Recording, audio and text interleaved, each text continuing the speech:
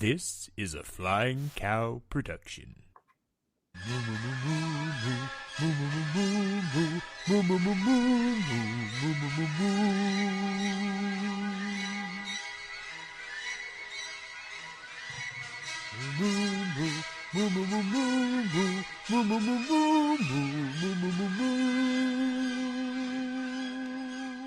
Well, hello and welcome back to Must Watch Movies. I am, of course, the the host, the Flying Cow, Clay Johnson, and here with me is, as always, my co-host and special guest, the two-time Teddy Award winner, the good boy himself, the Lord Jack Allison. You got them all. I think I got all of them in there, Jack. Yeah. Yeah. Aren't you proud of me? Yeah, until I give myself another award. But yeah, no, great job. Yeah, and I'm sure you will if we ever do the Academy again. Maybe. I don't know. There's something sex about like two-time. I don't know, like three. I was about to say, we've talked about before that 3 almost seems greedy. Yeah, it's like, go fuck yourself, Daniel Day-Lewis. You know what I mean? Just get out. I don't have time for you anymore. So okay, let's get down to brass tacks before we get into the movie. Okay, Clay. So we're talking about food here, okay? Childhood food. You have your crescent roll. Okay, you take the crescent roll, you put it out, you unroll it. You do how? Yeah, assuming it's from the can. You take a meat of some kind, like you put it in there, like whether little smoky Vienna sausage, whatever you do. You roll it up, you put it in the oven. A blanket type of thing. Sure. So yeah, okay. So I answered the question. So what do you call that when you were a kid? Pig in a blanket, pigs in a blanket. Yeah. Yeah. This isn't a trick question. It's a colloquial like test. Because being more out west than me, I just figured, maybe you're different. I had a almost like it came to fisticuffs, like argument with somebody recently about whether it's called pigs in a blanket or penis in a blanket. And I feel, I feel like I just had like a veil like pulled out, like the wool pulled off my eyes, or whatever that term is, because I grew up until like my late 20s. Well, again, I guess my 30s now, believing everyone called it penis in a blanket, like moms, dads, teachers, janitors, the guy that lives in your basement that you don't talk to unless he makes you penis in a blanket. The food, I gotta specify for the kids at home. So okay, so you called them pigs in a cool.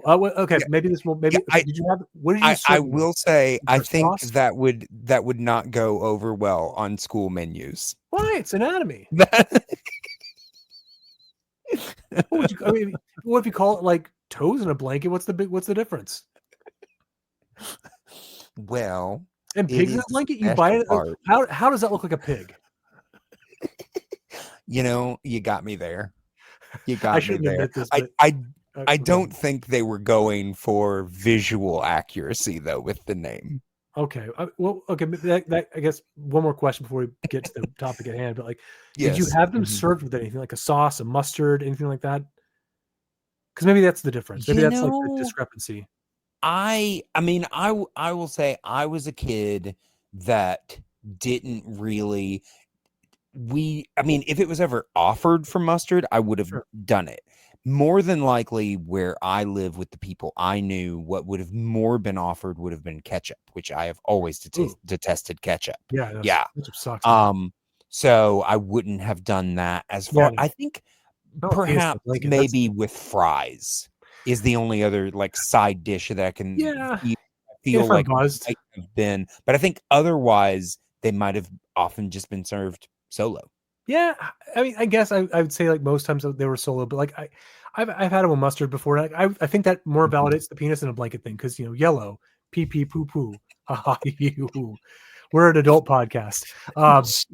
Okay, well, so we better be for, like with like ranch or anything. Thank you for confirming the E on our pee pee pee poo poo. Okay, well. Speaking of, we watched I can't call it a kids movie. Yes, speaking of, we watched a family movie this episode. It was my pick this time. I picked you picked a recent movie from this year, the SNL Saturday Night Live. Saturday Night. I gotta make sure I put that there. I picked in response a movie that I thought was the best movie of the past year, and I dare say again, kind of being not bearing the lead, I think this might be in one of my favorite movies of the past 10 years, maybe even more. Wow. Okay. Yeah. No, I unironically believe that may be up there for me. I've seen it now 3 times, and as we'll talk about it, but I think it's a very strong film. It's called Flow. Sure. It's currently nominated. Well, I don't know when this gets released, but it's currently nominated for Best Animated Film. Best Animated. Yep. Movie that it's getting some good buzz, kind of, but like in a way that I'm probably gonna be disappointed. If it gets the win, I'll be happy. But if it doesn't, then I'll be surprised. It's gonna be Inside Out too. Yeah, I hope not. Like I didn't even like the Wild Robot all that much. I liked that movie, but I don't necessarily think that. I mean, but honestly, a lot of times I don't think that Pixar is the one putting out the best, and it almost always wins. That's what I mean. So well, I'm like wondering, is like, maybe it'll be, I mean, granted, it was also a big budget thing, but Spider-Verse beat out a Pixar movie one year. I'm hoping maybe. I mean, again, even Memoir of a Snail was like way better than Inside Out 2. Sorry, I shouldn't say that. Memoir of a Snail is a great film. Like, not even. It is a great film. Right. But I just, I feel like Pixar taking it this year would be like Gryffindor getting the House Cup again. It just doesn't make sense to me. Sure. I mean, like I said, I actually enjoyed Inside Out 2 way more than I thought I was going to. But I got problems with it. But again, that's okay. Sure. That's I'm not trying to take that away. I got. Well, I'll make it a little bit more diplomatic. I have more flaws with that movie than I do the Contenders, I guess, if that makes sense.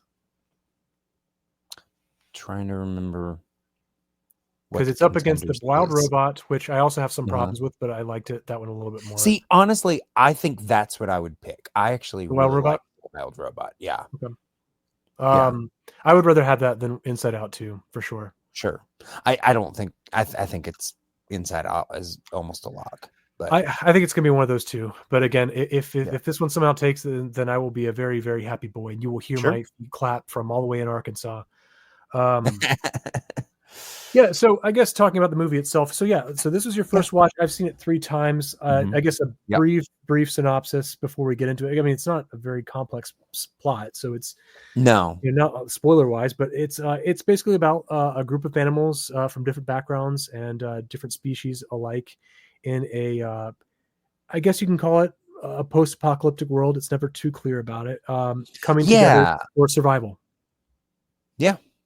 I mean, honestly, when I was done, I was like, that was basically the Noah's Ark story, but with no fucking people. Yeah, I actually did. I saw it with a group of friends the first time in theaters, and one of them actually did speculate about connections to the flood from the biblical flood. So that was. Yeah, I honestly, I was like, is the end of this that they're going to run into the Ark? I'm glad that wasn't the case. Yeah. So just because of, especially because of like the giant cat statues at the beginning. Yeah. And I'm like, okay, they're worshiping cats. I could see this being some kind of, honestly, I was very happy that did not happen. Yeah. But there are definitely some parallels. No, for sure. I mean, I guess again, for the background, like this is, I think, a French film. Or Belgian? It is. Hold on, because I thought it was French at first too. Yeah, but the director's name is Latvian. It's Latvian. That's it. Yep, you're right. I knew it started with an L. Lynch. I don't know. So I guess to kind of give a little bit. Again, I got a lot to wax poetic on this one, so strap in, folks. But I guess just kind of open up into like the opening discussion. I guess on my take of the film after seeing it a couple times. I guess. Starting off, I guess this film for me showcases just how much visual storytelling can accomplish on its own. Sure. The idea, there's the common thing that's thrown around of show don't tell, which I don't always agree with. I think that's a little bit overstated for a lot of films, or rather over relied upon in some cases. But I think this is an example of how that can succeed positively. I think the film is almost as bare bones as you can get when it comes to the narrative on its face. Like I said, it's a group of animals in with different personalities, backgrounds, habitats, their respective places on the food chain. They're coming together to survive in an unfamiliar environment. We've seen this type of story many times in many different artistic mediums. In film alone, like movies that come to mind would be Homeward Bound, Adventures of Milo and Otis, The Land Before Time, Ice Age, Madagascar, Rio, Snakes on a Plane, Madagascar 2, Escape to Africa. Like the list goes on. But I think while there are a lot of great things I have to say about Flow, which we'll get into, I think where it especially shines for me in the context of that, and maybe even like a broader praise I can give it, is that its simplicity is kind of just the veneer for a lot of the carefully crafted themes and character work at play in the film. Again, almost all my opening thoughts, but the film, I guess, to kind of give you all some background if you haven't seen it, which if you haven't, I recommend you see it if you can. The film has no spoken dialogue whatsoever, so it's accessible for anyone, despite it being from another country with a different language. Everything is communicated through everything communicated through the film is done via realistic animal sounds, actions, and body language. And like you were talking about, Clay, with the statues. Further still, the film communicates a lot, albeit hinting at best, through the shifting landscape. It doesn't hold your hand and spell out exactly what happened to humanity. Why the environment fluctuates so frequently, and why or if this is a world where humanity even exists. I think it hints at that just with the statues. Like there's some kind of civilization left behind in craft, with statues and cities and things like that. But it doesn't explicitly state it. Right. Whatever you never see people. Yeah. Something made these things that aren't the type of animals that we're following, and for whatever reason, they're nowhere to be seen throughout the entire film. And like I said, it doesn't hold your hand as to like what explicitly happened, which again I think works to its strength, because we the audience are given just enough to glean who our characters are, what motivates them, how they change, and why. And like I said, I think, why should the details be spelled out when in doing so you give us, the audience, so much more perspective and information than the survivors that we're following have. So that makes you like less connected to their journey, to their perception of the world around them, which again, I think is the idea. It's very stripped down, ethical morality, like coming together again, no matter what your backgrounds are, and looking at it through a lens of just living another day. You know what I mean? Right. I will say I really did appreciate, and as a whole, I appreciate films that basically trust their audience, that don't feel like they have to explain everything that's going on for the audience to be able to understand what they need to and enjoy where they are. It doesn't pigeonhole you into like knowing like what it's about to, like what it's supposed to be focused on either. Like like you said, right? And if the biblical flood is exposition or anything like that, it's not necessary. All we need to know is where we are. And I think we understand that we're given enough to know and we get a few more discoveries as we go, but we never know everything, and we don't need to. Yeah. You're given just enough to understand the characters, which in this case are all animals. Right. And like you said, like, like with your notion of like the biblical flood, like Noah's flood being like connected to it somehow, like, you can go into this with a spiritual lens and somehow find something to connect to in that sort of case, and it works. You can go through it from like a completely secular lens, and like you can look at it just a post-apocalyptic. Humanity is either gone to the stars like in WALL-E or just dead. I mean, or again, whatever was there before. But again, that doesn't interfere with the story being told, which is again a nice, mature, and respectful way that I think the storytelling in this like shines. Yeah. I mean, I will also say to a lesser extent, I got shades of Life of Pi. Yeah. Life of Pi. Life of Pi, and honestly, like it's almost like a reverse Lord of the Flies for me too, when you kind of break down the different ideologies and philosophies of the characters expressed. Sure. Especially with like the structural role when they come together. Because I guess to kind of give some more info to the audience who hasn't seen it, again, please watch the movie. But if you're sticking around, then here we go. The catastrophe that we've kind of been alluding to is that, like, again, you have your very forest overwritten. Nature is basically taken back over the earth. Everything's covered in greenery of some kind. Animals are running wild. There's hints of domestication still existing, but again, it's pretty much extinct. the domestication, and either periodically or this is the first sort of occurrence sort of thing, but the land suddenly just starts flooding and the water starts going up and rising and everything starts being drowned until basically it becomes water world. And that obviously creates a problem for the land-bound creatures like us, or in this case, like our cast of characters that we meet throughout the film. And they're basically challenged again, like I said, like in some of my previous examples, like Ice Age and whatnot, like the environment, Mother Nature taking its course and challenging those that are still clinging to survival to push beyond their comfort zones and even learn how to adjust to this new challenge they're being faced with, and doing and what lengths they're willing to go to in order to make that happen. Yeah. I mean, I will say this is one of those films that I do feel like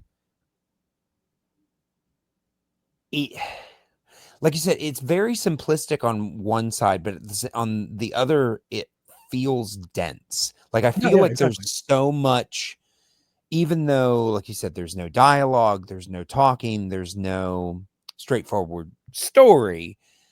I feel like there's so much symbolism. Yeah. Especially in the characters and their relationships and things like that. I will say we haven't really mentioned the fact that we are, for the most part, following one main animal, a cat. Yeah, that's our entry into the story. Yeah. And I guess, I think, for the whole, it's our perspective character. Yeah. I mean, there are definitely times that the cat's not there for one reason or another. And I think that personalities anytime the cat goes and does something else, we follow them. And I think the personalities are one, both diverse enough across the cast, but also explored enough to where I feel like you can also find yourself attached more to one creature than the other, which again, I once we get towards the end, I would be curious to kind of pick your brain as far as like which character or characters you felt that way towards. I guess I know. Yeah. I guess we should talk about the cast of characters, because we kind of have been alluding to that. Like I was saying, the animals speak and behave as you would expect them to in the real world, which again is also kind of I guess this leads into another discussion in regards to animated films that I kind of had in mind. But the idea of doing this kind of presentation, and again, we've talked about this. I know you've seen a lot of animated films, especially on the Disney side, and obviously well beyond that. Both of us have. But, I think this type of film, you walk a very fine line with this type of storytelling where you rely on the characterization to be just done through very animalistic. I don't know what the opposite of personification is, but like in this case, animalistic, for lack of a better word, performance. Like if it walks like a cat, it's a cat. It behaves like a cat, chases lights, it chases string, all that stuff. It doesn't like water.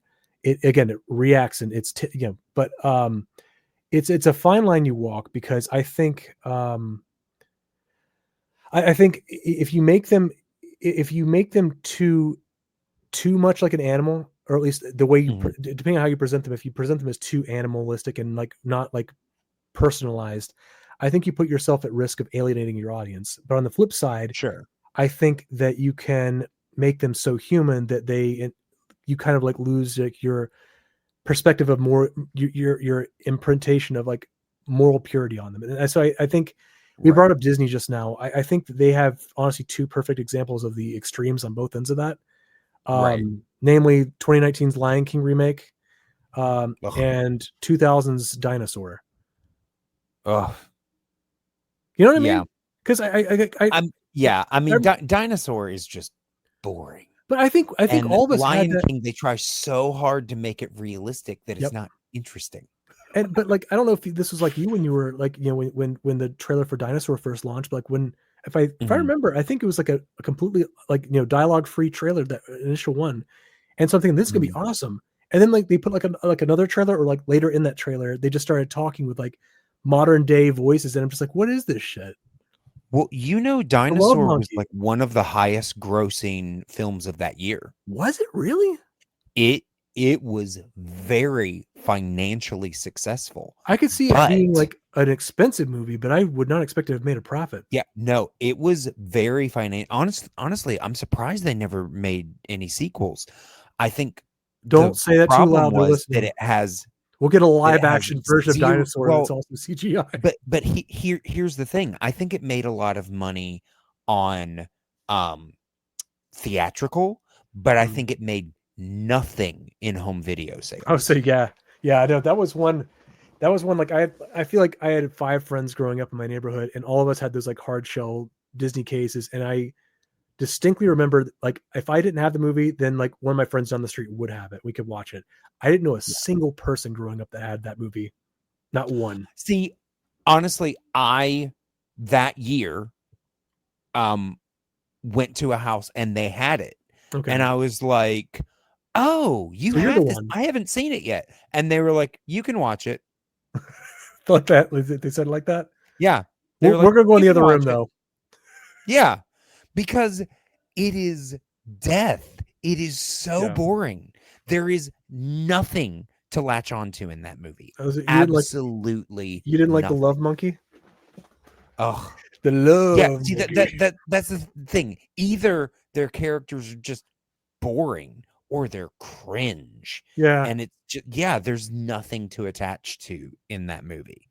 Yeah. I think that's like the opposite end, where it's like you're trying to tell that kind of story, but again, you just like you play it so safe and like worry about like, you know, the kids getting bored or like not like sticking with the movie attention wise, and just, hey, let's put goofy voices and stupid like love monkey jokes in this thing. But it's like, no, this movie treats the audience with respect. And again, I think I had a pretty diverse theater as far as age goes, and I think everyone enjoyed it.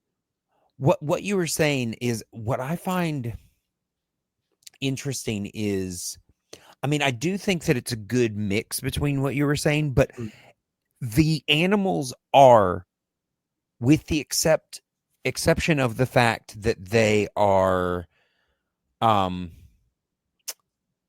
self-aware, like they have more understanding than actual animals do. Otherwise, they are animals.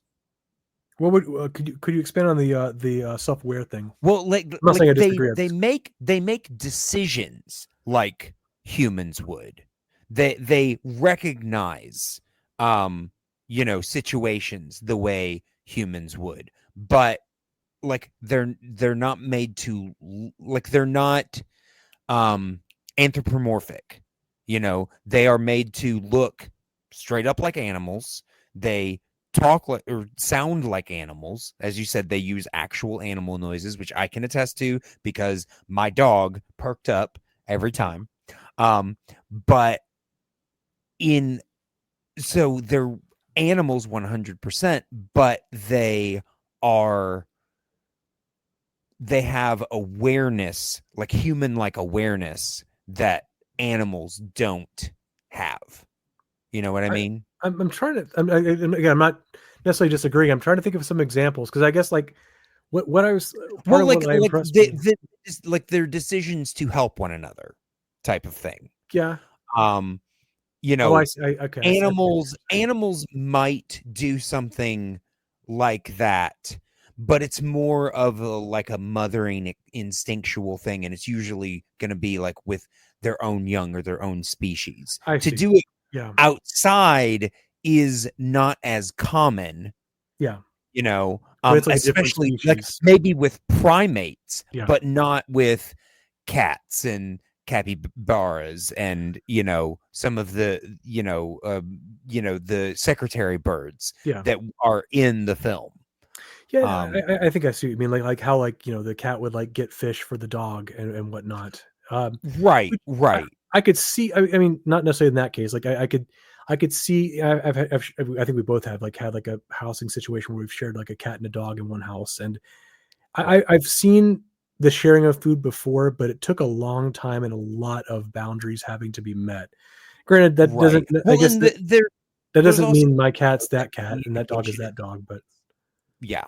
But I would concede that there are moments where the idea of one of the main themes of this movie is the idea of unification of outcasts for the sake of survival, and in order to achieve that, the film does, I think, have to do some points where you do have to have some levels of kindness, or at least like the cat recognizes that.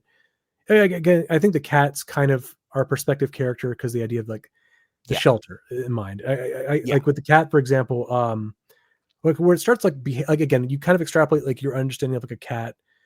This cat Mhm. had some kind of domestication based on like the fact that it comes from this area of statues and like this home Yeah. where it had some kind of love or at least even worship going on. But you see a I lot of will it. say I was a little confused about that in the Yeah, beginning. I was like, is this the cat's house or is this just a house that the cat is running to because it's running away from dogs and it's open? I think it could be either one. My take from my take from it was that it had whatever lived there before I made those things. It Mhm. cared for that cat in some capacity, which I think Okay.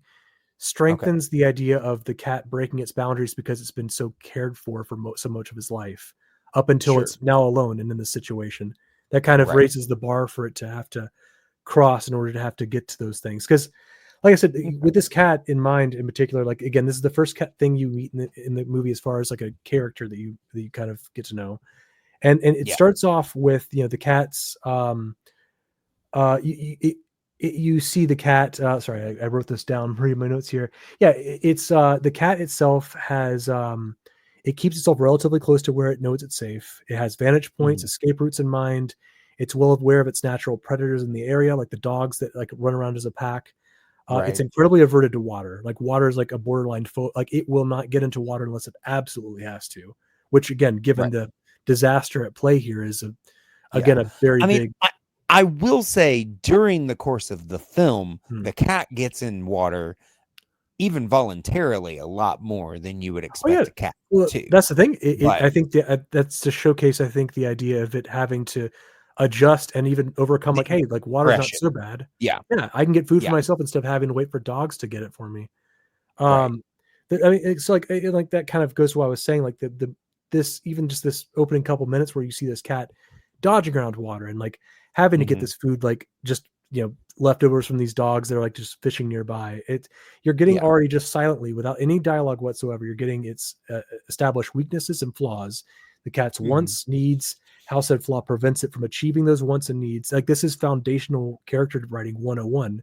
And again, you've done Yeah. it without a single spoken line, which is again Yeah. great. And Yeah. what and so you get all that with like one character you meet in just a couple of minutes, and then you know throw in four more characters, arguably more if you look at the more supporting roles, and each one Mhm. with their showcase weaknesses, wants, needs, arcs, etc. We've got Yeah. ourselves a pretty well defined cast here again of unspoken unspeaking characters, which is Yeah. again, I Yeah. think No, it's that's what I think cool. I take from what you mean when you say the complexity behind here, because again, you have those establishments taken through a very simple plot, which Right. again, yeah, is Yeah. it's really fun to also pick apart that and learn how they think. And again, if Mhm. you kind of understand how the cat works, again, which you should by the first couple minutes of the movie, Yeah. it's a lot of its actions are going to make more sense. If it hisses at the dog, you want them to get along, but at the same time, it's like this is a cat that's been living in a sheltered environment. Like it's been fending for itself. It's been chased by dogs for probably a lot of its life on its own. Like, why Yeah. would it be, But again, though, you also got this happy-go-lucky, good boy, like golden retriever who stands out from the pack immediately, and Yeah. he's just the best boy, and you want them to Yeah. get along, but again, you Mhm. understand why they don't. Yeah. Yeah. Um, yeah, I will say number one, I wanted to bring out the fact I didn't dawn on me till just now when you were talking, but you said you saw this movie 3 times, Yeah, once at which theater, is the twice at same home. number. Okay. Oh, so once in the theater, twice at home. I was going to Yeah, ask you the because it's that's it very was hard the to find. exact same number of times that I had seen Saturday night. Oh, yeah, all right. For me, it was the opposite. It was twice in the theater, once at Yeah, home. But I get it. I will say I liked this movie. okay. Not my favorite movie of the year, so I didn't get as much out of it as you did. But like I said, I also feel like I need to watch this movie more to get more out of it. I I think it'd still be a don't best for him to watch. probably gonna be my favorite film of the year, but Sure. I did enjoy it. And honestly, I love any film. Well, um, I appreciate a film that tries to mess with the norm. Yeah, yeah. You know, if you give me some sort of it's doing something different than most films are trying, it might still be a piece of shit, but at the very least it's trying something new, so I'm interested to see how it tackles its, you know, its gimmick. And that's why I'm hesitant to say it's like my favorite of the decade definitively, because like for exactly as you said, like I appreciate a movie in and of itself just for challenging and breaking so many conventions of modern day storytelling, and you know, whether or not you can argue its success of that is a different conversation, but like the fact that it's doing so does create for me at least some type of inherent appreciation of the movie before even like really getting the full picture and dissecting it in full. Right. Yeah, I'd like to. Is there something else you want to talk about before we dissect some of these characters? Because I do find them rather interesting. There's some things I'd like to talk about. I'd like to talk about the characters. I think that's like really the best way to kind of break down the movie. Like, again, like I said, the plot's like, you know, you can sum it up in 2 sentences, but I think the character, and the only thing I had aside is we could talk about this after the character discussion, would be just, I wanted to pick your brain about certain ambiguous, more ambiguous things, relatively speaking, that are in the movie, and what you took them to be, or, you know, even just have back and forth as far as questions go. But yeah, let's talk characters.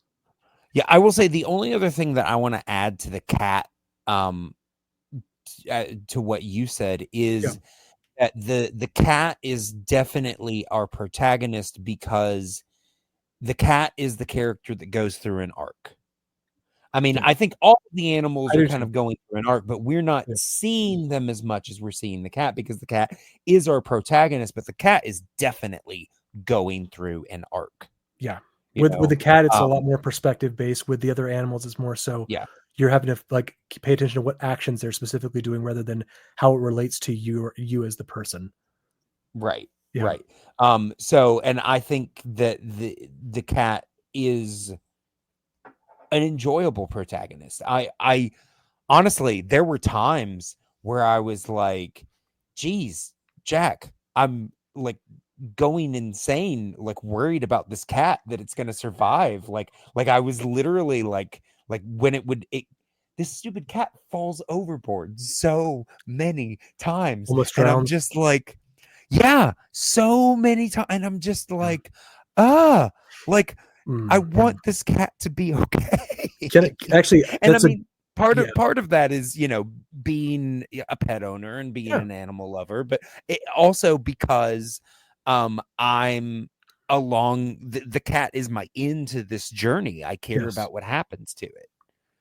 I think the cat, well, I mean, across the board, I mean, again, this is something I'll get into detail as we go, but I mean, the cat, I think, works in like multiple ways. I mean, one, like looking at it from like a structural point, like the save the cat thing, I don't think is an accident. I think that is feeding off of that line of thinking. I honestly didn't even think about that. That's actually a really good point. That's really funny. I think it's just a good route, because again, like you can't really picture that type of character working as cohesively with a golden retriever or even a cop. Well, I mean, what can you extrapolate about capybaras? I've pet a capybara, but I couldn't tell you like what I expect their personality to be. But I will say, as a dog owner, I think maybe not in the same way, but I would definitely, I think dogs are very easy to relate to and associate with and get behind. I've heard that I think it would be a different story. And dogs are like are the socialite of the two. Sure. Which I own 3 cats. It holds up. With the cat, I think having that as what you were saying, like like I said, I think it works on a couple different ways. One, the save the cat mindset in the meta sense. I think narratively it makes you, again, from the cultural zeitgeist, understand like what cat limitations are. Again, cats don't like water. Ooh, dogs love baths. Not all of them, but you know what I mean. Yeah. You know, cats are seen as a lot more prissy. Like I see like a lot more boundaries being automatically set up by nature for a cat to have to overcome that you can kind of put into the film, especially even for people who don't have their own cats themselves. And I had another line of thought, but it just completely vanished like a fart in the wind. So, what were you saying? I'm sorry. Maybe we'll spark it. Oh, wait, sorry. Sorry, one more thing. The distress thing. That's a one thing. Disclaimer for those who are interested in seeing it based on our conversation. Sure. There are a lot of like I said, all natural animal sounds, and there are animals in peril in this movie. So if that's something you're sensitive to, and I say that because one of the people that I saw this movie with had a almost panic attack in the theater because of the distress, especially with the cats. Sure. So I do preface that the cat's fine. The cat is saved. Yeah. But this is a family movie. I mean, there were definitely times I was like wiggling in my chair. I'm like, tell me this cat's going to be okay. I actually feel bad. Be okay. I had another friend who is very sensitive to like animal like suffering in movies. We've learned that the hard way from certain films, but not Shot in Tango, different films. I was about to say, please tell me you didn't take them to go see Shot in Tango. I went into IMDb and like another website just to be like, hey, is there any like animal harm or torture in this movie? And it gave me like the bird broken wing scene, but other than that, it said it's fine. And then again, when like the first 10, 15 minutes, the cat's like meowing in panic and almost drowning, and I'm like, oh my god, I'm so sorry. It's anxiety inducing. That's a disclaimer that I guess if you're listening and are interested, that is something to worth considering going in if that is something that you're maybe sensitive to. But I mean, if it helps to know that the cat does end up being okay, it is, but sometimes that doesn't always help. The movie saves the cat. Yeah. Did you want to keep talking about the cat in particular? Or did you want to work? I mean, did you want to work in order of characters that are introduced? I mean, that works. Honestly, I mainly just wanted to talk about the cat as the protagonist, but because I feel like you talked a good bit about the cat as a character already. Okay. Like I said, I have a little bit more to ramble about with the cat, but it kind of just comes into the greater context as the film kind of reaches its conclusions. But and again, like I said, it's about animals from different backgrounds coming together. I think that's kind of what I was kind of trying to get at with my previous comment that I brain farted on. The idea I think that you can also relate to as an audience member is the idea of these different animals. They're all like, the community they kind of found, they kind of come together with by the end of the film. They're all representative of a different species. They're all different. There's other animals that like them that come into play, but they're their own thing. You have these 5, arguably 6 core animals that are basically loners that are coming together to survive against their natures, their natural inclinations or aversions to one another. You have even some predatory like relationships, like the cat and the dog situation, and they're having to overcome those. And I think that there's like a relatability in a human sense of having to come as feeling like an outsider in your own community, feeling ostracized or like shut out from something that you feel like you should belong to but don't, and finding some attachment or connection, whether out of necessity or just natural drifting, for lack of a better word, towards an unorthodox community. The idea of like finding community, a sense of community as an outsider with other outsiders is again a very humanistic idea that I think this film does capture very well, that I think a lot of people can find connection to for their own journeys, no matter what your background is. Yeah, even as you said, when they are opposed, I mean, we'll get into it further, but let's be honest, the lemur half the time is a selfish asshole. Yeah. And but he does overcome that occasionally to help out the group as a whole. And if you look at from like the primate example, the human connection thing, it also kind of makes sense. Like again, I was about to say the animal that is the closest related to animals is the one that he's a hoarder. He's materialistic. Yeah, exactly. He's driven by like fitting into like his like impressing people with his like material wealth. That's like his problem, like his lie that he believes that he can find that happiness by doing these things. And again, that's a superhuman thing, but also again, things that monkeys actually do. They like playing around with like shiny shit like that and showing off and wearing it.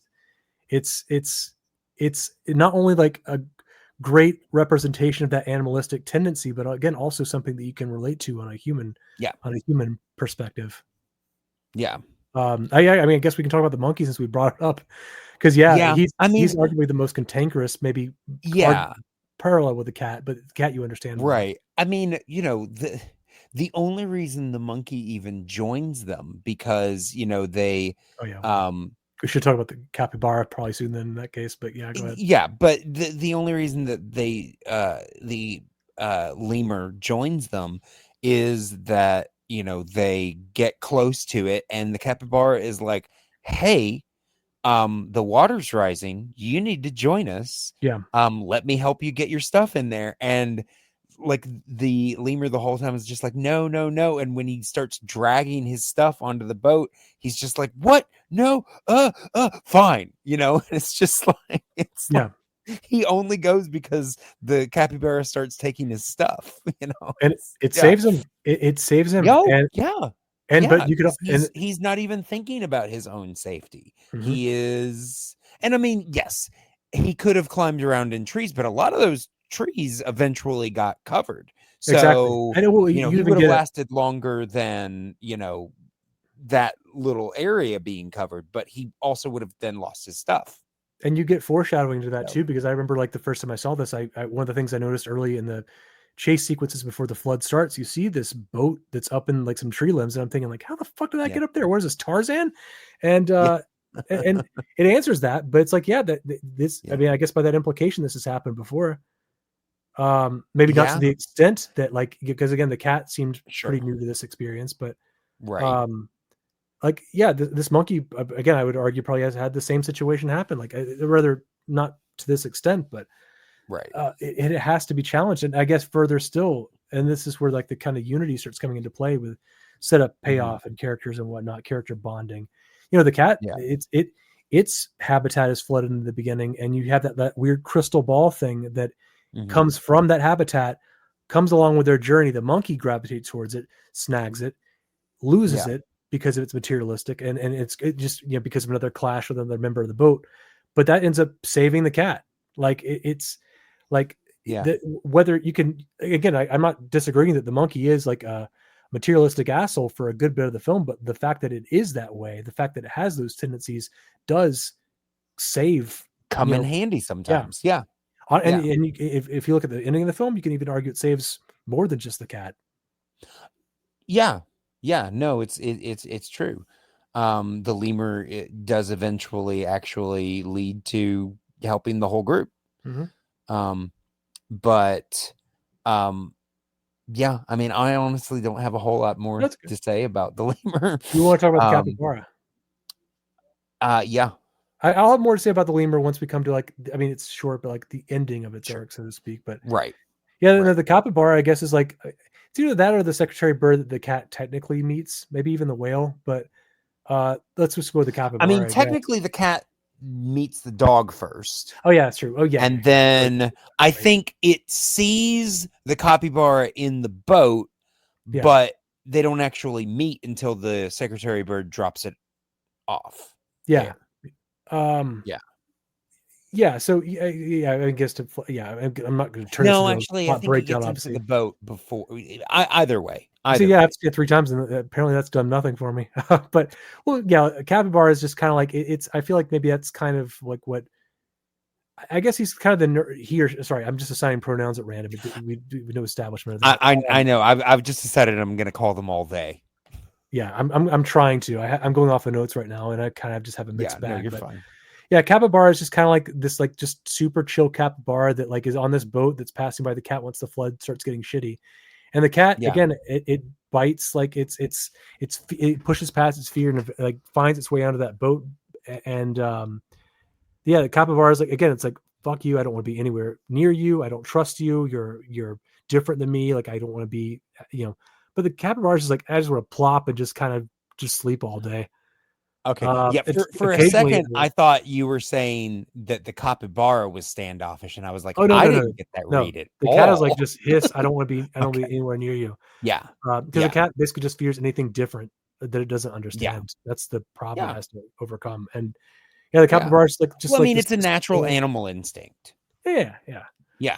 I guess with the capybara, like if I'd be curious to see what your thoughts were on it, but I feel like if I had to give it like a what drives it, I think it's just the idea that it has a desire for a sense of community and as a kind of like an almost, I don't want to say nurturing because it is very passive and very like lax throughout a lot of the film, but I think it just thrives off of having some kind of thing around it.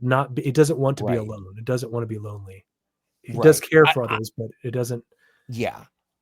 I will say I find the capybara really interesting because, as you say, he is very, I mean, when he's not doing shit, he's sleeping. Yeah.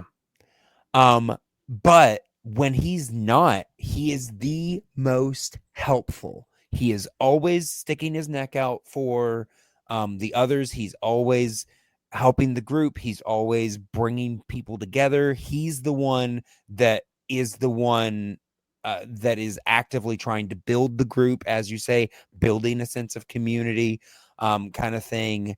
And I think is he the one that eventually convinces the secretary bird to go get the other dogs? I think it's the cat that, or is it the cat? Okay. He's the cat's the last one. I think it's because of the fish gesture. The capybara is kind of fighting. He's like, we should do this. Yeah. Well, capybara is kind of like the one's like, hey, we should go. I think he's like the first. He or she is the first one to just kind of push in that direction. And I guess I'm glad you brought the secretary bird. I feel like those two kind of vie for like the caretakers, quote unquote, of the group. Right. I think what separates them is the intention. The secretary bird kind of feels like almost like a deity figure, but like among them. I have a lot to say about the secretary. Not in like a worshipful way, but like almost like a guardian angel type creature. I know that is like protecting these animals, putting them together, trying to make the decisions that will be the best for them. Whereas the capybara is just like, let's save everybody. Yeah. I think the secretary bird is like, no, let's save the ones that's going to help you the most. I think the secretary, like I said, I'll have a lot to say about the secretary bird in a bit, but I think the biggest distinction between the two of them is that for me at least, I feel like they both have an inherent desire, but for different motivations and different reasons to look after and help guide the group and keep the community like tight knit during like some of the more contentious and rockier periods. I think where the capybara is separate from that is it seems less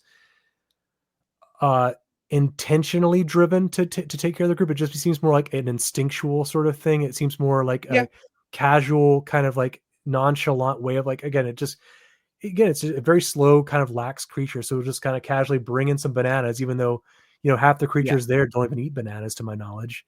So, but like it's making those gestures because like it's doing so as this is like what I feel like is right. Whereas I feel like the bird would necessarily, like if he were feeding the group, he would be like, I'm intentionally going to get something that I know that this thing will eat. I think that's what separates them. I think it's a natural kindness versus an intentional one, a deliberate kindness, if that makes sense. Right. But at the same time, there's just this kind of like, I like kind of the juxtaposition with the capybara that it is like, I want everybody to be safe. I want to take care of everybody. But at the same time, I'm going to take my nap. Yeah. It's almost like a grumpy old man kind of thing, like a grumpy old grandpa kind of thing. Like everybody's going to be safe. We're going to make sure everybody's good, but don't bother me when I'm watching my shows kind of thing. And I think with the capybara, what's especially important with them in terms of the payoff towards the end, what I mean, it has a close call with death at one point in this movie too, and I think it's important to the important distinction with that specific moment is that that's the last close call with death that these animals in the boat have, and they have to unify to save this one creature that from the very beginning has always been pretty consistently like, hey guys, let's work this out, let's work together, let's be, again, the one to express the kindness from the onset. And the only reason that it's in that situation is because it waited till everybody else was in safety. Exactly. And so now it's their task to learn from its example, so to speak, and to save the one that's kind of personified what they've become since the beginning. Yeah. Which again is a great payoff, I think. The fact that they're the ones to save this kindly creature by means of kindness is... Yeah, you're talking about the cat saving the capybara. Well, I mean, they all come together because they grab the rope. But it is the cat kind of leading the charge. The cat is the one that instigates it, and the cat that devises the plan, so to speak. And again, the cat that can, aside from I guess the monkey, maybe the only one who could theoretically get that rope, being the tree climber. Right. Right. Yeah. No, it's especially important with that case, which I think is again a really great dynamic when explored. Did you have any more you want to say about the capybara for now? Not for now. Okay. Do we want to talk about the doggo? Yeah, I mean, it's weird because I love dogs so much, but there's not a whole lot to say about this dog. I mean, it is very much a dog, and he definitely exhibits the type of traits you'd expect from a dog, but because of the fact that he's kind of in and out of the film, he doesn't come into play as much as many of the other animals do. But when he's there, he is, like I said, a typical dog, wanting to be everybody's friend, loyal to a fault, doing all of the things you'd expect a dog to do, and also caught between his group and the other dogs because the other dogs are assholes. And to the point where he eventually, when the other dogs do join the group and they start trying to wreck shit, he starts defending his new group against his old group. Yeah. Which I do really, I mean, again, dog, loyal. And he's realized which group he should be loyal to. Well, and even from the beginning, again, like what I especially liked about the dog was that you can, before, like, again, I go back to first time watching the movie, like, not just because I love golden retrievers, but like, I also like that big burly doggo that's in the group too, that's in the back. I don't know what kind of dog that is. Oh, the big, I think it's some kind of like Malamute. Maybe, I don't know. I'm not a dog person. Well, I don't want a dog. I'm trying to remember. It's not a Mastiff, and it's a big it's a Chungus. It might be related to like a Doberman, but without the pointed ears. It's definitely not a Malamute. No, where I pulled that from. Yeah, no, it's just a big long-haired, thick Chungus good boy. Yeah, I mean, it's a thick dog. It almost looks like the shape is almost of a chow, but it's not a chow. Yeah, just big. Yeah. If like the chow ate like it's like it's bigger than a chow, and it's dark. Most chows are like blonde. Or black. You meet the like you're saying, you meet the dogs first because the cat encounters them first, and like even from that first moment, like my eyes, like, I don't know if it was like this for you, my eyes just like went straight to the golden retriever, and it in a way that I think was intentional. I think it wants you to kind of realize subconsciously that this dog is it's the friendly one. Exactly. It's like the I can't remember the dog's name. Doug from Up. Yeah. Oh, totally. And I think that's what kind of gives the dog, again, I would agree that it doesn't necessarily have as strong of a character arc compared to the other ones, but I think what it contributes is has a good measure of value that's different from the others as well. Like I think it is the one that maybe encourages the most playfulness that eventually develops within the camaraderie on the boat. Well, I mean, you can tell from the beginning moment that it actually wants to be friendly to the cat. Yeah, totally. But it wants to play the with others, I think the only reason it's running after it, not just because the pack is, but also it's like, you can be my friend. Yeah. Whereas the others are a little bit more, let's get the fish, let's get the cat kind of thing. They're more mission focused, where I want to play. Yeah. And to your point too, even beyond just the dog, the dog group confrontation thing like that, I think the dog purpose it serves that's important with that group is also it's kind of the protector, or maybe the muscle is the better way to put it than protector. Like if they were to come against like some kind of animosity from an outsider, like that would be probably the best defense they would have with its more predatory instincts. Because I think even the capybara, it kind of acts like a little bit protective of the cat in front of when it first comes on the boat. Yeah, I was about to say, but the I don't know enough about capybaras to know, but I'm pretty sure are there. I played with one. I played with one 2 months ago. I went to funnily, ironically enough, cat capybara cafe in Japan. Oh wow! Yeah, so I got to see some cats going up against capybaras. This was a very realistic experience. Wow. Yeah. But yeah, I mean, definitely, as you say, defensive, but I don't think it has the same tools that a dog would have. No, wait, what do you mean? The dog has the defensive tools that a dog wouldn't have? I think the dog has more defensive tools than the capybara. Yeah, no, I completely agree. Yeah. I think that like if they ever were, again, like you're talking about with the dog confrontation, that's maybe the most in peril they've been separate from nature by that point in the film. Right. And so if not for the dog there, things may have just gone even worse. Like, so I agree with you that the dog doesn't have as like defined or as strong a character arc as the other ones do. But I do think the idea of, my brain's cooking now. But it does because it's a dog and we know dogs. Yeah. But I'm also thinking maybe like you could argue that its character arc works in the context of dynamics with the other creatures, because the cat ends up taking care of the dog and giving it food and learning it's kind of the cat's motivator to also take care of more than just itself, which again you could argue, which I'd argue is more the cat's arc than the dog's, but I think it does serve a distinct purpose in learning to be cared for, rather than also being the derpy but also I take care of myself sort of character, if that makes sense. Right. Well, I mean, I think that the main part of the dog's arc is what we discussed, with it basically choosing between his two packs. Yeah. And saying, if my old pack is going to be a problem for my new pack, I'm choosing my new pack. Are you guys going to go along with this, or are we going to have problems? Kind of thing. That I feel like was progression, because before he definitely was the follower in that pack.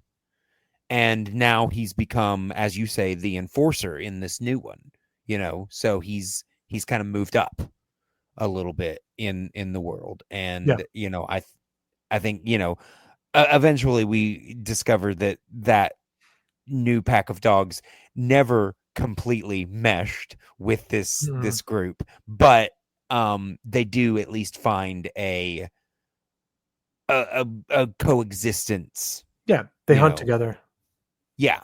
They chase rabbits together, but like the dog, our dog, like it kind of like learns like that there's more important things than just, instinctual survival. There's like, again, the social survival that the film kind of is pushing. Right. Did you have any more you want to say about the doggo? Not really. Okay. But before we discuss Bird, can I open it with a question to you? Sure. And is the bird the last creature we have to talk about? There's the whale, but given the ending of the movie, I maybe think that might be worth discussing for the end. And aside from just bits and moments, the whale is more of an event than a character. Yeah, it's more of a minor supporting for the duration of the film. It's more, right. So my question to you is this, and again, I'm going to preface folks at home. I apologize. I got a lot to say about this bird, and I'm going to ramble in a little bit, but I want to hear Clay's answer, and I want you to get your 2 cents out before I skip to the end. If you want me to shut up, folks. Okay, sure. So I want to ask you, I guess, in relation to the bird, if you had any opening thoughts, by all means. But I guess where I want to open with the bird is how you interpret the ending of its story in the film, because you mentioned the angelic aspect. That is interesting. And just as you were talking, I was like, I came up kind of with the perfect analog for who I think this bird is. Okay. The bird's Gandalf. Okay. I'm listening. I think the bird has it was white the whole time. Mission here, huh? Oh, wait. Oh shit, you're right. Because like when you see the baby secretary bird and it's gray, so it started out gray and then it became white. You're exactly right. It is Gandalf. I'm sorry. But the bird has some sort of mission here that is apparently different than all the other secretary birds because it eventually gets beaten up for trying to protect these animals. You could argue that is the Gandalf Saruman fight. But very much, yeah, it takes this kind of guiding protectorate role, but at the same time, it's gonna let them make their own decisions and mistakes, and eventually it ascends into the heavens.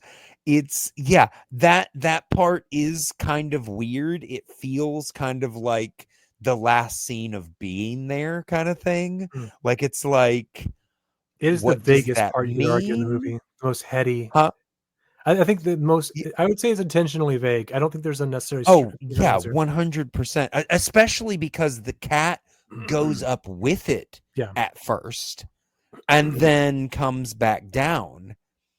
And I mean, I don't know if the bird is being called home, if it's an alien abduction, if it is ascending to its proper place, if its mission is fulfilled and it is like an angel from the heavens. I don't know. I find it fascinating though. Yeah. Especially like the visuals of that whole scene. The music are the music and the it's amazing to watch. It's honestly, I think that it's meant to be open to interpretation. I don't the film is not going to spoon feed us. Yeah. Yes, spoon food. I love spoon food. Spoon feed. Yes, I eat it every year. It's good for your kidneys. But not your asshole. Not gonna tell us exactly what is going on, just as it's not going to it's going to drop us in the middle of these things and we'll figure it out. I think it's meant to be open to interpretation. It can mean what you want it to mean, or if you prefer it to mean nothing, it can mean nothing. But yeah, I find it, like I said, endlessly interesting and fun to speculate on. I agree with you. I think, like you were talking, like with your inference around the Great Flood again earlier, I think it slots into the spiritual angle too. If you decide to take that, I think that may be the easier interpretation of it. I don't think it's fair to say easier, but I think there's definitely some kind of metaphysical, like some sort of supernatural occurrence happening. And again, however you interpret that, I think that again, what perspective you come into this movie from, whether it be spiritual or secular or aliens, I think all those could slot easily into that type of interpretation without clashing. Did you have anything else you want to say about the bird before I ramble? No, go for it. Okay. Again, apologies, folks. Honestly, the main reason I got a lot to say about this is because I I lead with that question because I've Mhm. done a little bit of looking around the internet about this movie just for different takes, different interpretations, and I have not really seen I've seen little to no discussion about the bird from the circles that I've been in, and what I have seen, I just haven't really either agreed with or just feel Mm. was fully fleshed out enough. And so I kind Okay. of wanted to put maybe my 2 cents into the world and see it, just if nothing else, just add to the flood. Sure. Run it up a flagpole, see if somebody salutes. Yeah, I mean, again, like I Yeah. said, just put another theory out there, or at least another Yeah. interpretation. That's Yeah. what we're here, right? We're here to discuss interpretations in art and all that shit. Yeah. I think with that, going back to my original question I asked you, I think to best put together a cohesive interpretation of what the bird's resolution in the film, again, where it spirals up into the sky and that beautiful, flash of light and music. Right. You've got to, I think, go back and figure out what the collective of the animals want throughout the film, like we've been discussing, Yeah. what roles they fill within their, like, on their own and within their, like, their collective, or otherwise Right. try to fulfill in their group. If they succeed at achieve said roles, and then how it changes them. I think, again, like when you're looking at from like the character arc, whether it be story circle or 3 acts, the character, however you want to assign the structure of that. What makes the bird stand out to me, in spite of all this, is the anomaly. Because again, I gotta stress, like, I think the movie does want you to see that these are all quote unquote outcasts from their different communities that they've come from in some way Sure. or another. Not outcasts per se, but either At least ostracized, alone. outcast. Yeah, they don't Yeah. fit in with the rest as well. They don't have a group. Even the dog who starts with a group is not the same as them. Yeah. Yeah, exactly. What makes the bird, I think, even with that in mind, stand out as the anomaly even within this group to me is that from the very beginning, because you do see this bird pretty early on too. You see it like swooping, the cat's in the water trying to, like, struggle for life. You see the bird swooping, and from the cat's perspective, you're thinking this thing's gonna fucking like grab me out of the water and eat me, which it doesn't. He does get grabbed out of the water at one point, or sorry, he or she. Sorry, again, pronouns, folks. I'm sorry. And again, similar other points, like where like the cat is having very close interactions with this bird, and it is not clear about, based on its actions, if it's out for it or if it's trying to help it. And so it's interesting from that perspective, because it's, again, a very early interaction where this seems to be a very deliberate thinking entity compared to the other ones who are kind of more working off of their instincts and their natural habits, in relation to the cat, at least. But like I said, what makes the bird stand out in particular with the other ones is that the other animals on the boat, it seems determined to be the leader. More specifically, like I was saying, a provider in this case. And like the other members of the little troop, the bird does fulfill their goal, their set goal for themselves. But what also makes it unique is that it's the quickest to consciously step into that fulfillment. I say consciously, since you could argue, like I said, the capybara beat him to it, but the capybara, like I said, is more about is not so much about their station, just it has its routines and it's just its habits that kind of gel with the kindness that it brings people together with. The bird, I think, is brought aboard. Yes, the bird is brought aboard after its humiliation and ostracization from their natural community. It tries, the cat gets carried and dropped.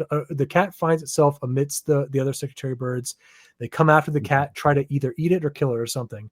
This bird, attack it in some way. Yeah. This bird, it's never really clear what they're trying to do to it. Yeah. Our bird in focus before has also dropped off fish in front of the cat. The cat has not trusted, so it hasn't indulged. But this is another instance where this bird just comes in and stands between the leader bird of that pack, or sorry, flock, and defends the cat, essentially challenging this leader bird to a duel, like for the decision, either control or the cat's life, or whatever the dynamic may be, or the stakes may be. So but this bird, our bird in question, loses that fight. It has its wing broken and it's cast off by its community. Like it's probably the most like visceral way that it's done so in this film, in a way that it is kind of hard to watch if you're sensitive to animal is in pain, because again, its wing is crushed by another bird as punishment for trying to take the throne, so to speak. Yeah. So that being said, this bird, it has a desire for leadership that it's expressed, even willing to do, to put itself at risk to defend others as its leader. But in a way, it's also kind of perfect for this particular bird because it comes onto this raft and it learns very quickly how this boat is maneuvered, how to operate it.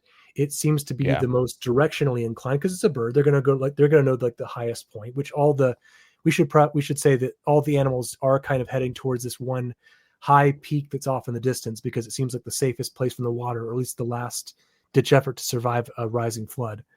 And the bird seems the most instinctually driven to this place. And again, as the leader and the understanding of the boat pretty quickly to it, I think that's the beginning of us seeing any of the animals steering the boat. I will say, yeah. The cat, I think, figures it out first. I think, kind of, or at least because it steers them, it pushes them away. Jumps in. The monkey. The cat jumps in occasionally to help the bird, but I will say watching the animals steer the boat was the one of those parts I was talking about that made me feel the level of intelligence. I see. That okay. Even though with, as I was saying before, they're very much animals. That was one of the, so they're animals with an idea of direction. Yeah. An idea of and how to make this boat work.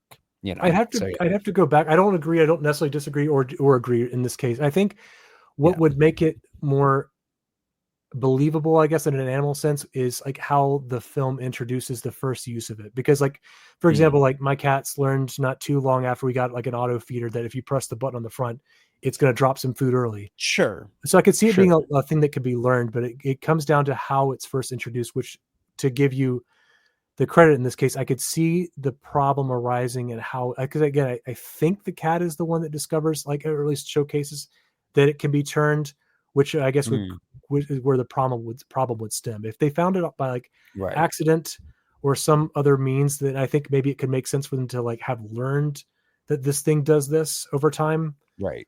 But I think you're kind of right in that case. I think that there's a plausibility to it, but I think the how it's established needs more natural understanding than the plot saying this is how it's done. Right. I think where the bird is unique, though, like I said, it's the most dexterous of the group, and again, like it has the most instinctual, driven towards like the highest peak, and again, it gains enough understanding, however that may be, for steering the boat. And given that it's crippled, it's honestly kind of a win-win for the bird because it gets to have that leadership role very quickly into this new environment, while also being able to save face and keep its pride intact in spite of not being able to fly, which is essentially what it would say its probably greatest strength was. So it gets to hide its shame, or at least contain it, while still making itself useful and again taking charge. Especially at the point that it does, because these animals, while there's some kind of interactions going on, some playfulness that's starting to kind of come out, they're still not really quite like a mesh unit just yet. So I think it's even more imperative to that bird to be that leadership role, because it sees that there needs to be organization, there needs to be some kind of unity that's driven in a way, not just necessarily taking care of them, but we have to go to this place to live. And I think the bird is the one that consistently sees that. So what happens? So back with the bird theory that I got. So I guess it comes down to that with the bird recognizing that the obstacles with the individual characters need to be overcome and the unity needs to happen.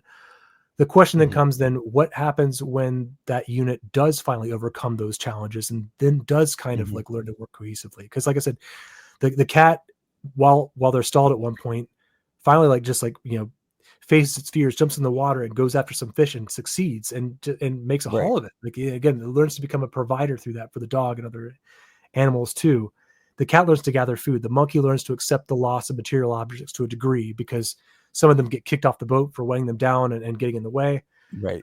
All of the animals to some degree come to a head when they put aside their selfish survival instincts and band together to rescue the stranded pack of dogs. That's when, like you brought up earlier, they find them stranded, the pack from earlier.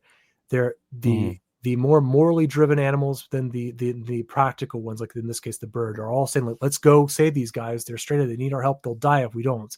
And the bird's saying, no, we need to stay the course. It's not, he's resisting. It's the only time I've ever like really come into like any major disagreements. I was going to say, the bird, does the bird fight with the capybara?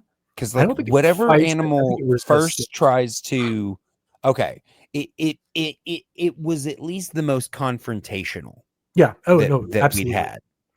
Okay. And which is again a sidebar, like another thing I like about the film, because like they do, I think the cat is the one that finally, circling back, because the cat learns to fish for itself, and it brings fish to the bird, knowing that it can't feed itself. Right. And I think that bird, it doesn't like cave or like emotionally like showcase like how it feels, but there is a silent appreciation that's kind of followed through here when the cat finally like is the last of the group to come forward and say, hey, let's save these guys. And the cat being the natural predator of these dogs, that says a lot to this bird. And so it relents, lets them get the dogs. But what I like about this moment too is that there's not necessarily, the bird's not inherently wrong, and neither are the animals. You understand both sides. No. Because the bird's right. The dogs do, rock the boat literally in this case. Yes. Yeah. What I find really interesting about that, as you say, they're kind of both right. But the bird, I find it interesting that you were like, no, let's just stay on the course. It felt to me like the bird knew these dogs are bad news. We don't need them. It's not worth them. They're not part of our group, kind of thing. Maybe piggybacking off that a little bit. Oh, sorry, go ahead. And then immediately, the dogs come in, and the first thing that they do is they slurp down all of the food that the cat had saved, more than they needed, and they're then not part of the they system. have they're their own system. Yeah. Then they have the fight, like you said, it immediately they stir up shit, they rock the boat. They are pretty also quickly put in their place. Yes. But it's immediately proven that the bird was right. They were gonna mess stuff up. Like we said, they found a stability, but it's an interesting thing to think about. Yeah. But at the same time, again, you could also argue that the animals are correct, because while they do depart and leave the boat, like when it's suspended later in the film, it's saving the capybara, they do keep it from falling over sooner, before they can get a proper hold of it. So while they do run off, they do serve a purpose in saving them. So again, they serve a purpose. There is and also it could be argued that just saving them in general adds to the population, which serves a purpose. Yeah. Because I don't want dogs to go extinct. No one does. Yeah. With the bird though, with this particular development, like beyond like just recognizing like the danger and like the worry, especially seeing that being realized, I think it's an understandable development. I think it's a blow to the bird's pride in a sense as well, because again, it's kind of the manifestation of these guys have my crew here has gotten a lot more self-sufficient even without my direct intervention. And so I think you can feel like a lot of your role as the leadership driving towards a certain place diminished as a result of that. Because I guess the question comes to the bird then when that happens. All right, these guys understand the steering, they understand where we got to go, but they're also making decisions that outweigh my own.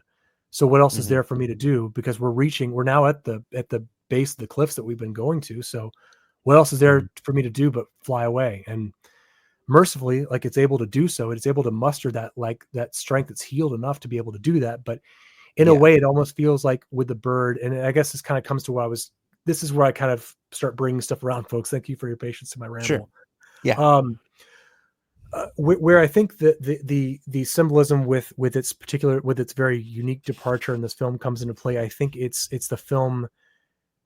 Man, again, this is not saying this is right and everything else is wrong. I think this is again perspective sort of thing. I think where I took from this was the bird. It has fulfilled its essential purpose, its duty. It has kind of reached its logical conclusion as far as like its spiritual journey, so to speak. And I think this moment is like I think the film does more obviously than not hint at that there's some kind of death or ascension being involved. I think in this case, it's more of like a nirvana sort of idea, more so than like, dying and going to heaven in this case. Because I think the unique thing here is that the cat's with it, because the cat is thrown overboard. It swims. It finally catches up with the bird on the peak of this mountain where they've been trying to go this entire time. It's just the two of them. They both start rising into the air. The bird goes all the way. The cat comes back down. I think the intention behind this specific location is where where I feel like my theory slots in the best here, because like I said, that this is the end point for where this bird has wanted to go instinctually, even on its own. This is where it would have gone. This is where it's been trying to take these guys, and it's now gotten them as a working, competent decision-making unit. And again, it's also regained its ability to fly. So again, what else is for there? The cat being left behind, though, is unique because for me, it's the film's way for me of saying, the group's destination, whereas the group's physical destination was a shared one, yes. But I think it's the film's way of saying there's more for the bird's journeyman to accomplish, in spite of the bird's task being done, if that makes sense. Am I making any sense, or do I sound like a crazy man? Or yes, no. Honestly, I kind of zoned out for a second. It's okay. So I'm just making sure that I didn't miss something. No, I guess TLDR. Like I feel like the bird achieves nirvana or enlightenment in this scene. Sure. As payment or for accomplishing like its life goal. It's set. It's decided upon goal. And again, becoming whole again in and of itself with its wounded wing being able to mend. The cat being left behind, coming up though, and being left behind, I think is the film's way of saying, no, there's still more for you to do, little dude. You got to keep going back down to your friends. Yeah, I mean, I definitely agree with that, Reed. I think I mentioned that in one of the many possibilities, that it was kind of, the end of a quest, the end of a journey, the end of a mission kind of thing. Because I had a friend who suggested that it may be that like they speculated like humans had like again gone the way of the Wally and like had teleported or something. Again, they explained it better than me, but I think the only thing that flies in the face of that is the cat being left behind. Because why then, if there was some scientific explanation, why would the bird go up and the cat go back down? Like, what is the distinction? You know what I mean? Yeah, I think you're right on in that the bird's journey is over, the cat's is not. Yeah. Yeah. But again, I think it's just none of the characters are condemned in this movie. And it goes back to what we were saying about the dogs and whether it was a right or wrong decision. I think it's a very ceremonious departure and respectful one for the bird. You could easily paint this thing as like antagonistic even, or like, bitter, or like, just there's so many ways you could negatively portray the bird's ending in relation to like how it parts ways with the group. But I think it's a beautiful way. And it also, again, just feels respectful. And again, like there is some level of mourning, because again, there are casualties in this crazy world that the film takes place in. Yeah, I think with that, you made a really good point in that I didn't even think about, in that, the bird was trying to save them from the dogs because it knew of, the problems that it was going to cause. But by then seeing that, yes, the dogs caused problems, but they were able to, deal with it and create an equilibrium. Yeah. The bird, as you say, realized, okay, they don't need my protection anymore. Yeah. It's societal conflict, which is inevitable. Purpose. Yeah. Yeah. Yeah. The bird helped to shepherd in their own, help to shepherd in like their own society, like their own group, their own collective. It wasn't just dogs having a dog and a cat and a capybara, or whatever, having to put aside their differences to work together. They became their own family, so to speak. Yeah. Their own path. Because I think when you look at it that way, you can say that ultimately the only reason that the bird chose not to save the dogs was not because it didn't feel like the dogs were worthy of being saved, but because he thought it might be more than his group could handle. Exactly. And just it would throw off the balance. It would imbalance things. The same would go if it was like if it was a pack of monkeys, or if it was a pack of capybaras. Like Yeah. the group would, the dynamic would shift in a likely, at least initially speaking, negative way. Yeah. Um, No, I think that's a really good point. But thank you for letting me ramble about the bird. I guess do we want to talk about the last couple things before we wrap this up? Because I think we're almost at the runtime of the movie. We I'm are. Sorry. I'm sorry, guys. This is definitely the longest. Yeah, no, we're actually over the runtime. I'm so of the sorry. Movie. I've had this balled up for a long time and I haven't now. been able to talk about it. No, it's. I mean, this is one of the reasons that we do this podcast, so that we can get out these types of thoughts and feelings about these movies. Next time I'll write a video essay. No, it's fine. It's fine. This is definitely the longest one we've done so far. But yeah, we'll just, let's talk about the last couple of things and then we'll wrap things up. Whale ending, is that what we just need to cover? Yeah, because we just to quickly recap, the cat catches back up starts to look for everybody else, catches back up with the lemur. The lemur initially ignores it. But then eventually, gets its head out of its ass and is by way of broken mirror. Right. It's been fixated on this mirror throughout the entire film. And then at that moment when it's like literally broken out of its like so to speak trance, where it's surrounded by what it thought it wanted, the lie it believed, like the other monkeys surrounding it and worshiping it in a way. Like it looks down and it sees like this just cracked mirror. And I'm just like, this is simple visual storytelling just done so effectively. It's great. It speaks so really much. That one little, yeah.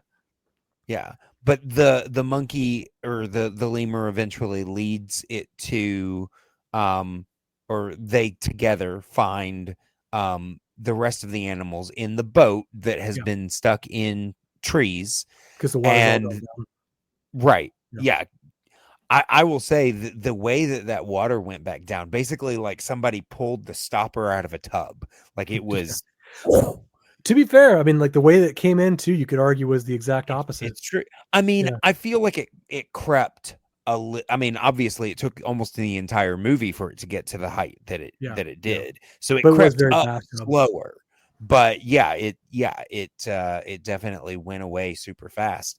But which thank God, because it was like the cat was going to drown if not for that. Yeah, because it's on that ball that came around, that ball that like got thrown over the monkey's ball trinket that's been there since the beginning. Like the cat floats on that, and just when it's about to like lose and slip away. Yeah. But they find them and they help them all get out of the boat. There's a little bit of tension for a little bit as to, as I said, the capybara waits for all the rest of the animals to get out. And then they all have to pull together to help the capybara get out, which I thought was a really good full circle kind of movement, because the capybara was the first one on the boat. Exactly. Now he's the last one off. It was the unifier, like I said, like, and now like it's up to them to work together to bring the one that brought them together, so to speak. Yes, exactly. But then at the end, they're wandering through, and this whale, which we have seen in various moments, the whale basically, two specific moments. The whale when the cat first initially fell off the boat and starts to drown. The whale picks it up basically and saves it from drowning long enough that the secretary bird can pick it up to take it back to the boat. And we should preface, it's a scary looking whale, like almost like a monster kind of whale. Like it's a huge, like, but it's not like that perfect looking monstro whale. It's one of the weird looking whales. I was more so like the live action shitty one. That's a bad comparison. My bad. It's like horns and ridges. Like if you like saw something like a video game, like you turn off the TV, like that's a water level I'm not playing. Sure. But then later on the boat gets stuck and the whale basically splashes its tail to change the water so that the boat gets dislodged. So this whale has been helpful the whole time, and also because it's on its own. Yeah, you can argue it's like the sixth member of the party. It's been with them the entire journey. Yeah. I mean, unfortunately, we don't get to spend much time with it, but I see that as well. But because of the rapid loss of water, it was over a forest, and it's now beached in the middle of the forest. and they have kind of a tender moment with this whale. And I mean, it's a beautiful moment. Really where the main film cuts out, right? I mean, they kind of walk away from the whale and kind of have the whale's breathing hard. The cat has like a really nice intimate moment with it where it kind of, I think it does a couple of things. Like I think it thanks it in its own way because it headbutts it. It kind of shares its empathy, knowing the hardship that the thing's going to be going through. Yeah, and it rubs its head against it and purrs kind of thing. Yeah. Yeah.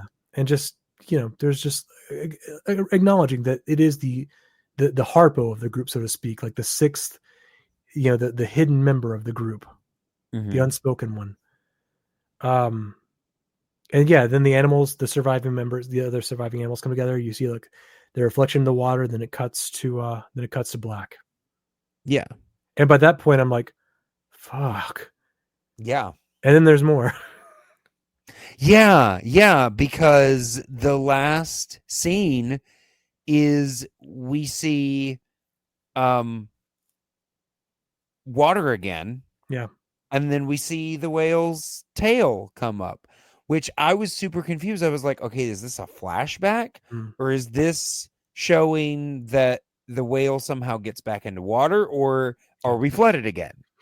This is also a significantly smaller tangent on my part, but like again, prepping you, I want to lead you with a question, I guess. Okay. How do you interpret that? Because my party was completely split on what this post-credit scene meant. See, I don't know, because my initial thought was flashback. Okay.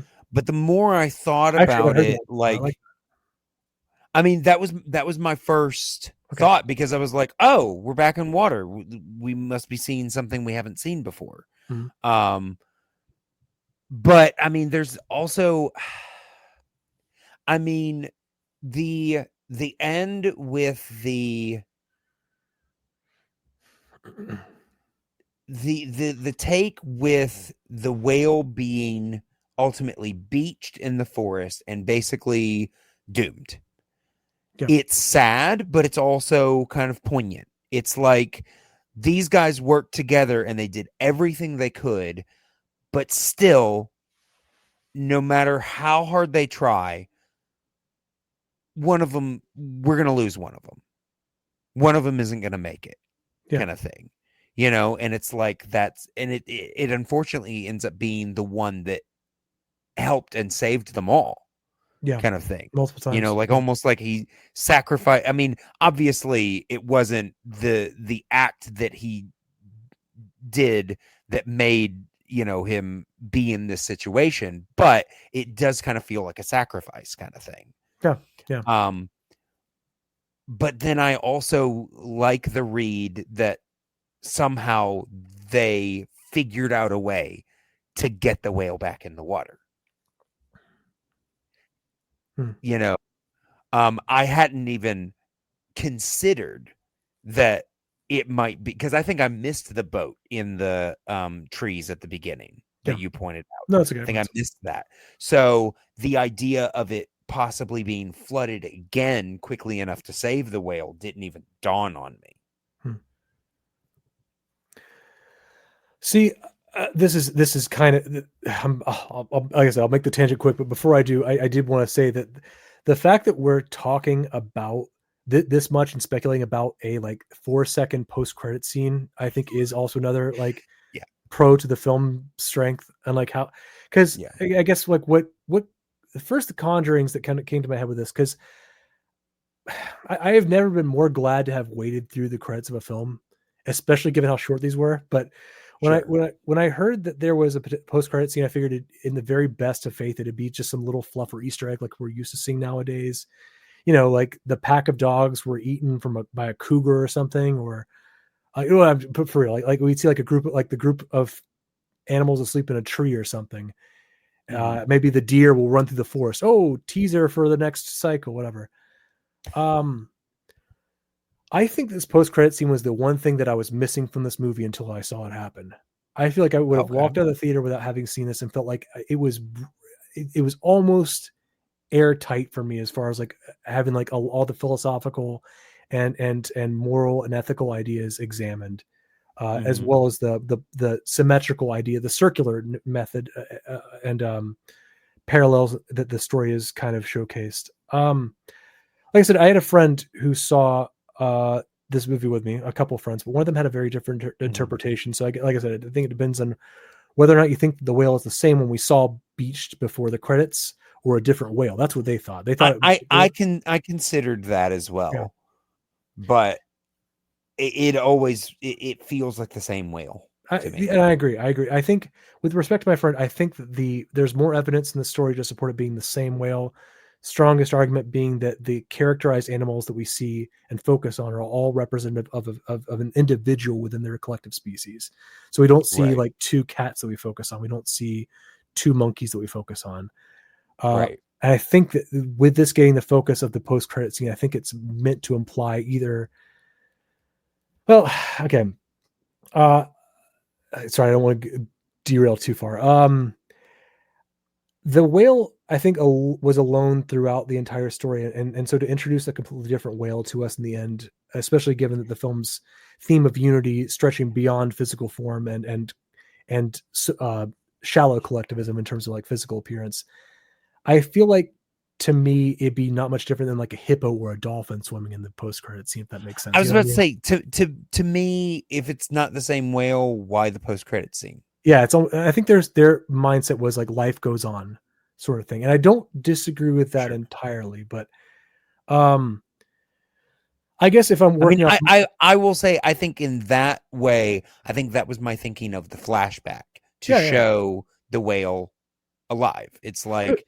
Yeah, we lost them, but remember them, kind of thing.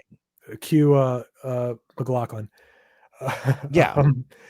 Working off of it being the same whale theory, though, I guess that kicks the can down the road and opens up the question of whether or not this is, well, if it's not the past, could this be considered either real mortal Earth that we've been exploring throughout the story, or the afterlife, which is another like speculation, I guess, another person in my group had put out there. Okay. I am, again, I guess, to not bury the lead, I'm still favoring the idea of it being this actual Earth, and I guess that kind of comes to my hopefully condensed, sorry folks, of the ending, my read on it. I think the post-credit scene is representing the cyclical nature of survival in this case. I think you kind of touched on this earlier too. Because we followed a group of land-bound creatures forced to survive in an environment completely opposed to their nature. Like one that, by all accounts, if they had not come together, each of them would have very likely, almost certainly, drowned. And we have seen moments where they would have done so if not for intervention by different people of the party, or members of the party. So if they had not banded together, so I interpret the pre-credits ending just before it cuts to black. The animals have found safety, growth, even in an unorthodox family, through their solidarity, as represented by their reflection in the waters, cuddled together. All of these creatures were tested by nature and pushed through to the other side by no easy means. And so, I think for now, I think the shoe now is being put on the other foot, so to speak, for the whale. I think they've essentially traded positions of safety with the whale, and now the trial for the whale side has begun, especially given how frequent this seems to be, given, like I said, the evidence of the boat from the beginning. So I think I guess to sum it all up, I think the final post-credit scene in this movie basically tells us that the whale did rise to those challenges, similar to how the land-bound animals had to face, and won out despite the heavy odds stacked against it. Like, these animals did pretty much the impossible by very unconventional means, and by challenging their like inherent nature and coming together ethically and morally to, again, break their bonds. I think the post-credit scene is saying the whale found a way to do the same thing, and this is the outcome. Okay. And again, I think that kind of comes down to the moral idea of, again, like the human relation element of it. It's obviously not uncommon to be thrust into uncomfortable and often impossible feeling positions for us as human beings. And the only way to do it is just to push forward, no matter how impossible it may seem.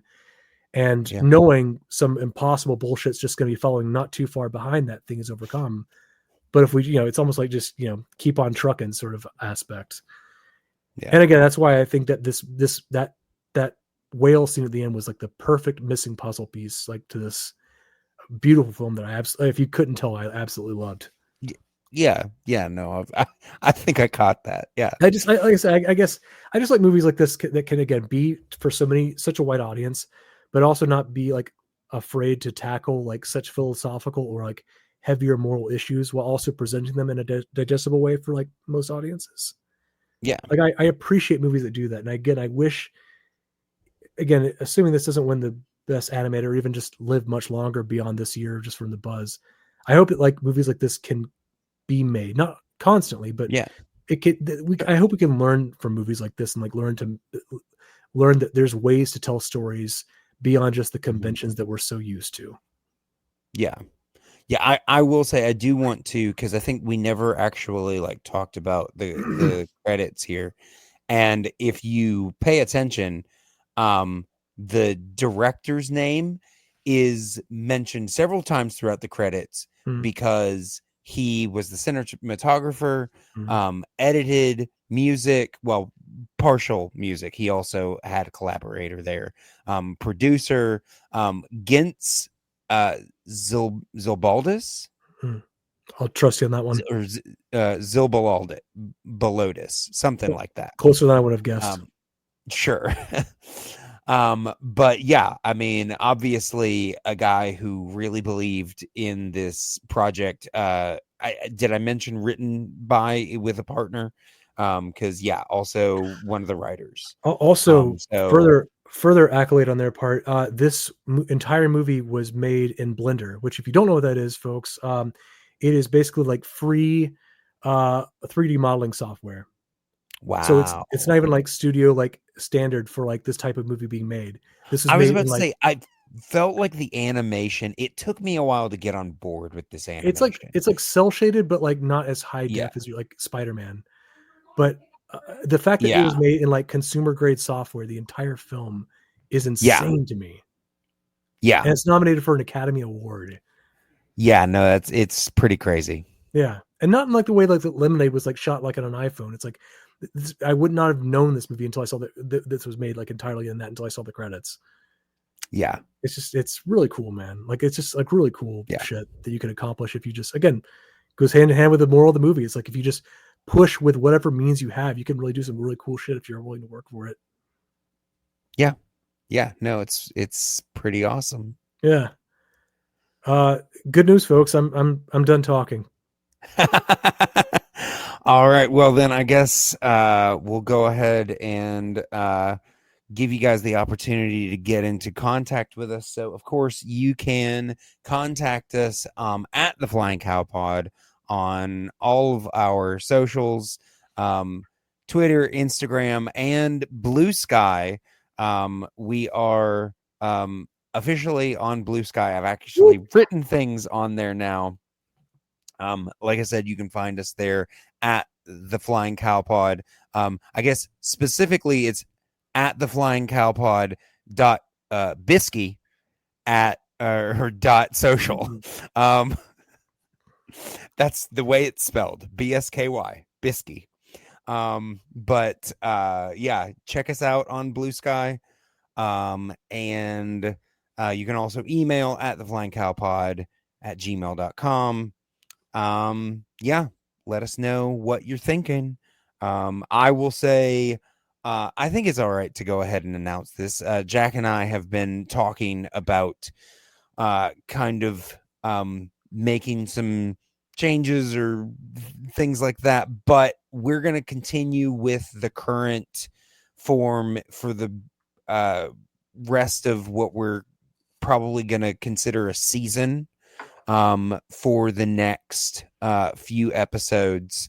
I think we're going to go to about 10 before we decide to change things up and maybe take a quick little break. So yeah, we'll have another few episodes in this season before we try to, I mean, the main idea is going to stay the same. We're just thinking about adding a few bells and whistles to make it a little bit more interesting. Yeah, but either way, like, comment, subscribe if you want us to get renewed. Yes, absolutely. Because we're on the bubble right now, folks. We just don't know if we're gonna get picked up. And how we don't want to end up on 2 seasons or less. No. All right. Well, Jack. I guess unless there was something else you wanted to say, I guess it's time for me to announce the film that you or that we will be discussing next time that you will need to be watching for the first time. All right. Yeah, I will say, yeah, go ahead. I was saying, plug wise, I don't really have much. I got a secret podcast project in the works that I can't talk about yet, but once I can, I will plug it here. All right. Plug it here. All right. But yeah, okay. So I will say I have gone back and forth.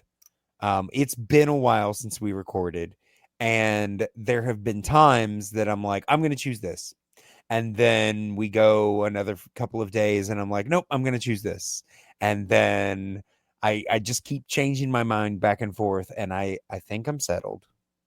And I think part of it is that we've done 2 films in a row that are more recent. True. So I think I want to push us back in time a bit. Gonna go back in time. And as much as I push against it, and I feel like at some point I will probably teeter the other way, but I'm feeling comedy. I just am.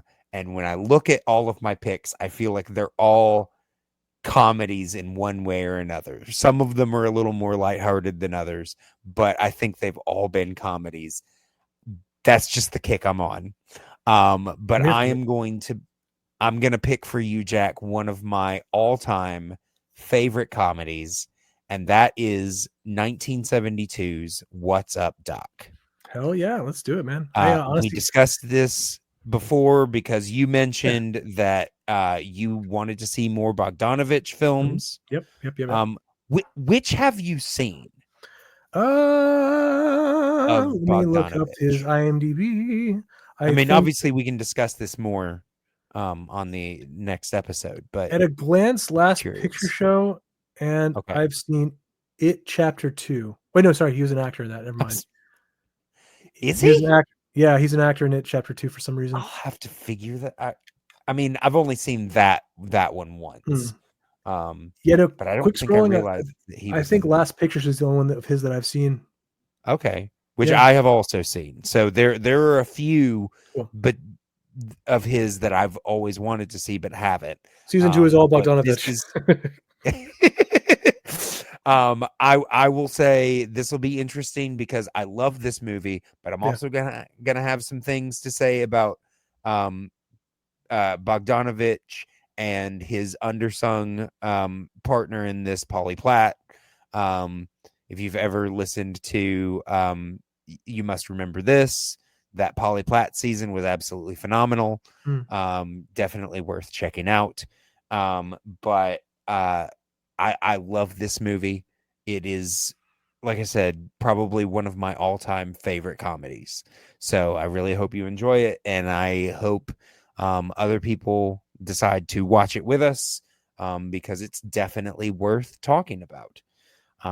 But that is what we will be doing next time. But until that time, moo. That was a capybara.